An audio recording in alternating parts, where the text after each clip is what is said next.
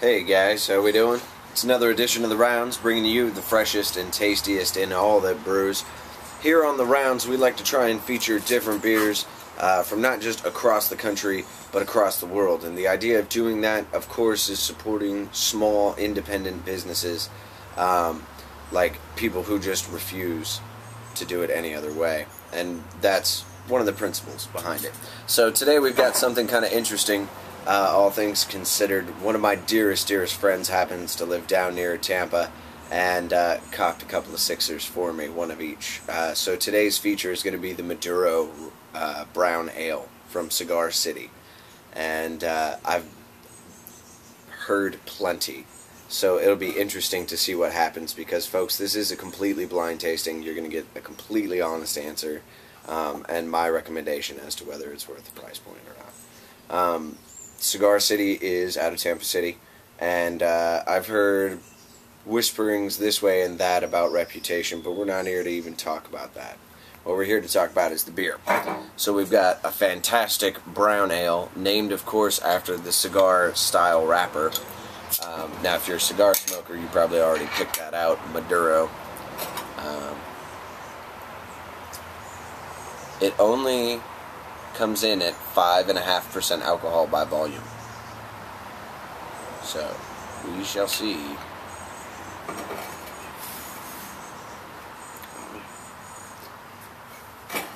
It's actually almost just a super deep red. Not entirely translucent.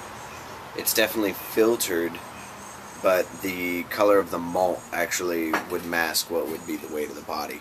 The head seems pretty well structured. It poured a little thick. I went a little crazy with it, but I always like to do that to kind of agitate the beer a little bit. Wow.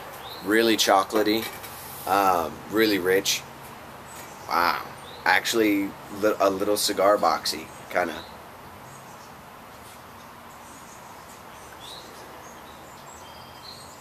That's really interesting. The hops aren't necessarily pronounced. I think they come through as the spice notes. I think the real focus here is going to be your malts.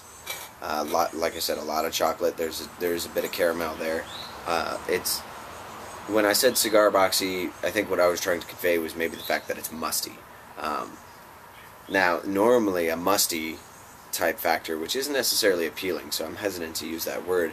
But normally a musky thing is similar to like an English IPA, where the hops present a little stiffer, you know, a little more of that grassy nature to it. Earthy funk is the word that I actually like to use because it's different enough and it doesn't necessarily sound bad. Like when you say musty to people, they go, "Why would you drink it?"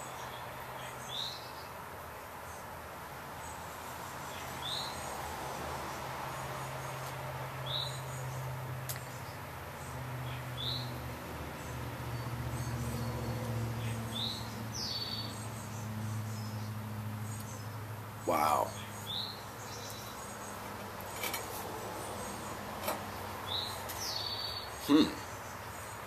That is absolutely freaking delicious.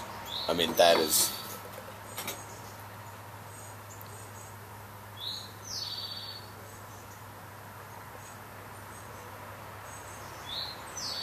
That's worth dropping the alcohol for. That's worth going to 5.5 and still paying the craft beer price for it. Wow. Okay, so for folks in my area, we'll just make a quick summary here. I've heard rumors, this, that, the other way, about people picking this company up and getting this beer here into our state, but nothing has happened yet. It's all been rumors, it's all been conjecture, and it's all been bullshit.